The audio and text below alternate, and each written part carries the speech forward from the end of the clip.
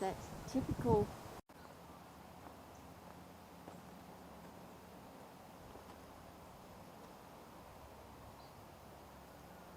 It's 9:15.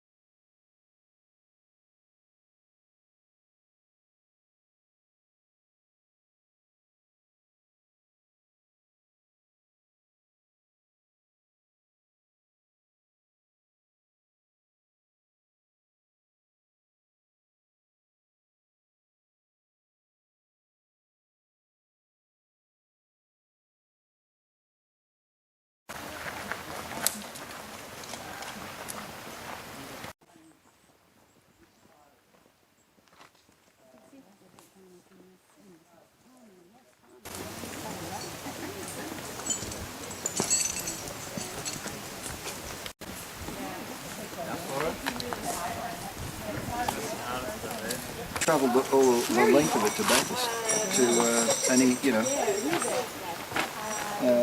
So this was used for 20, 25 years? 14, I think.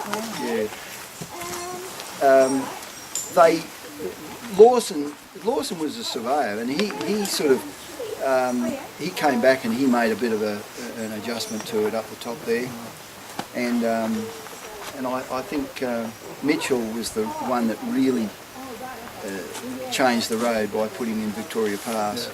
And the funny thing about it was, you know, you sit there and you listen to this. Well, I listen to the 7 o'clock news, which drives you mad. But and you think, you know, these politicians, what are they doing? What are they listening? Well, he was trying to convince them that this was a bloody awful road for a long time before they built Victoria Pass. You know, he was saying, you know, this is a joke, guys. I know an alternative road. And of course, you know, he was just wasting his breath for quite a while before they eventually said, oh, it's crikey, we might put an alternative road down at Victoria Pass. Mitchell would have gone berserk because he'd been trying to get them to do that for quite a while. So, you know, yeah, things got a bad. Wow. As I say, blasting powder is...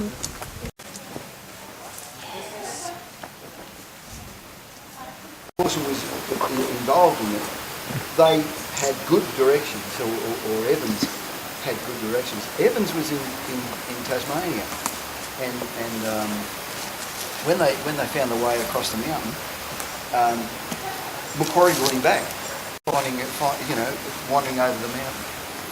And of course, Coxs then was to follow his Trailblazing trail, and they did change it on the way.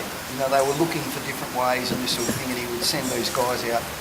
But when they got here, they looked at it and they thought there was no way, there was just no alternative but to come down this way. Yes, the stone. Yes,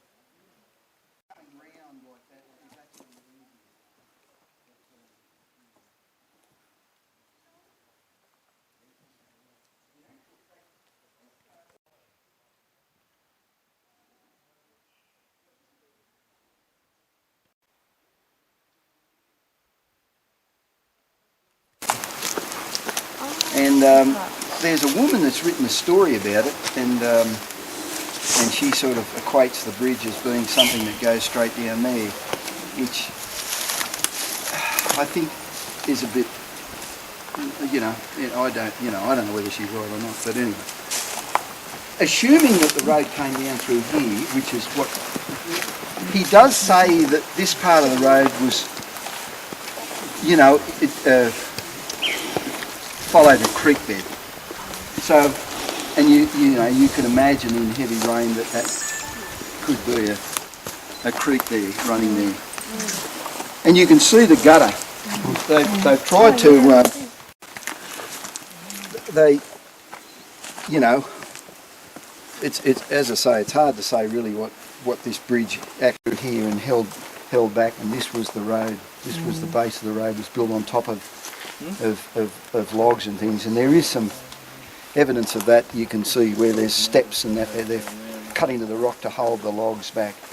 So we think that the bridge was more or less here rather than going that way. Anyway,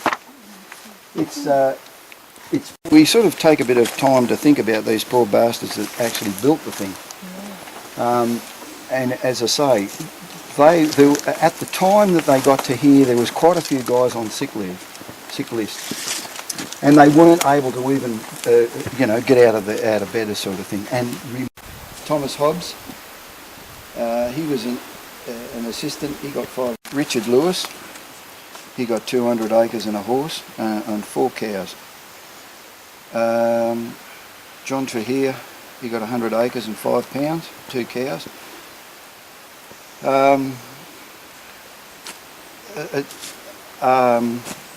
There was a guy here, Ailes, who was Watson, leader of the road makers. James Dwyer, leader of the fire makers. James Gorman, charge of the stores. William Dwyer, Dyer, rough carpenter. Freeman, rough carpenter. Cook, sawyer. Thomas Carpenter was a sawyer. Fowler was a blacksmith. Harman was a shoemaker. Waters was a bullock driver. Handley was a bullock driver. And Crayer was a bullock driver. These other guys were labourers, just labourers. Some of these, when he put one of the convicts in charge, one of the soldiers said, "I'm not taking orders from any convict, I'm out of here." And that was fairly early down at the Emu Plains, I think. So he took his leave. And when you sort of get down the bottom and you look back up, this is only a little bit of what they did all the way. A lot of mouths of food, no. Back to depots. They'd leave this. Emu Plains was a depot for quite a while, or Emu Ford. They had a base there for quite a while. He'd moved all that forward. Did have a sort of a wagon thing that they organised for the you know,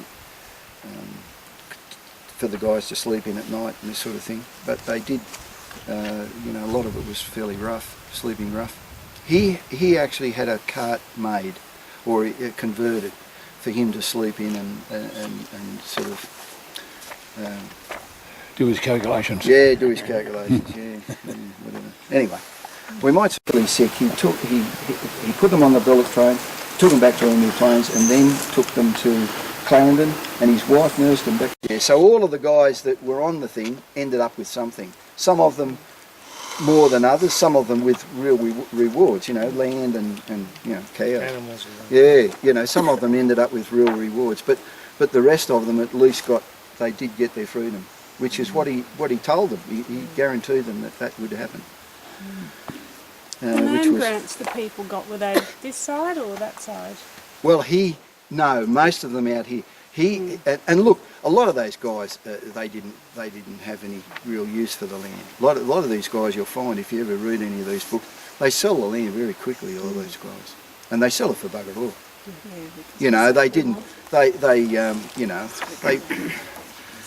You know, like you've got to remember that a lot. They weren't farmers. No, a lot of them were crooks and bloody thieves. You know, that's why they're here in the first place. Yeah. And somebody give them 100 acres of land or 50 acres of land in Sydney and that sort of thing. It wasn't really something that they could.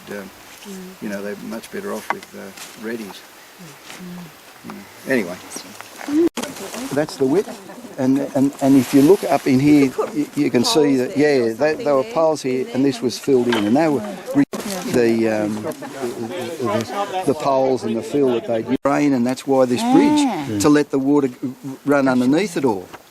So as it, you know, but Isn't that amazing?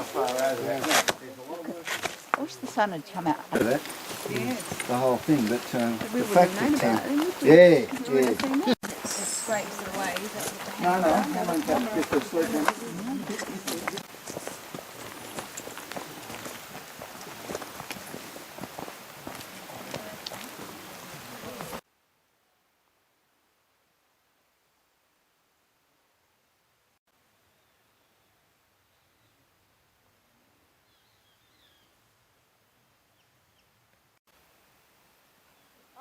Like a walled city. Yeah.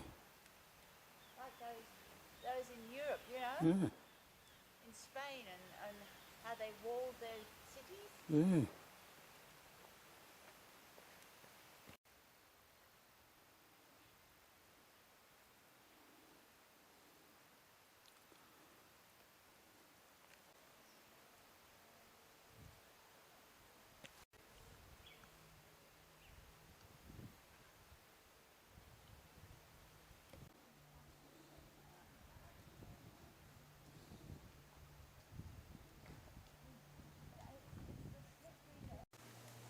So.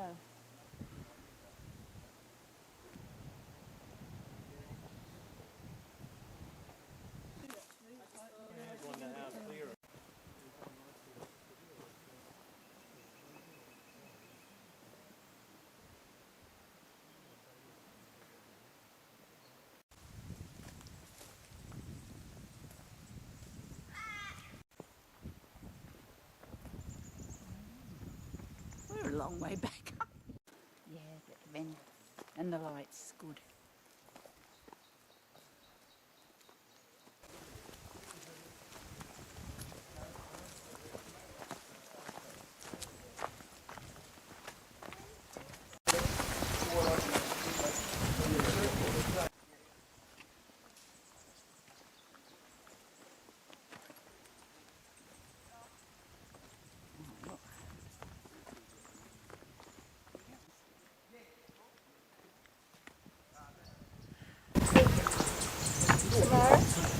Yeah.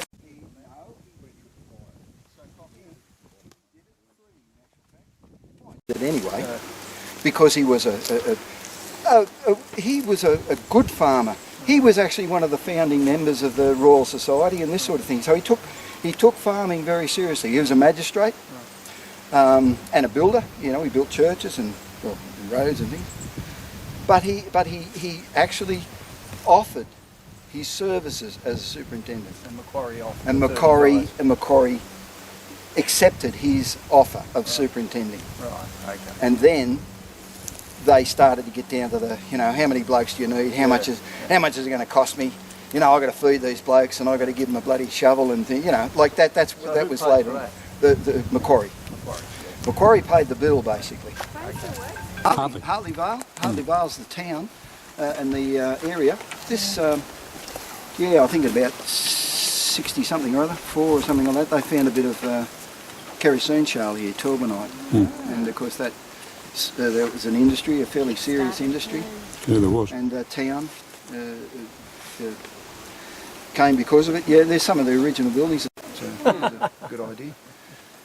They existing shale industries in New South Wales, which there was quite a few in that time, and they built a railway to Nunes. They established a town and a factory at Nunes, and you know, 6 months later they needed more money, and the shareholders told them to go to blazes, so they shut the door. See some houses and things a bit clearer through there. It goes that way. So we've been off the track in actual fact for quite a while.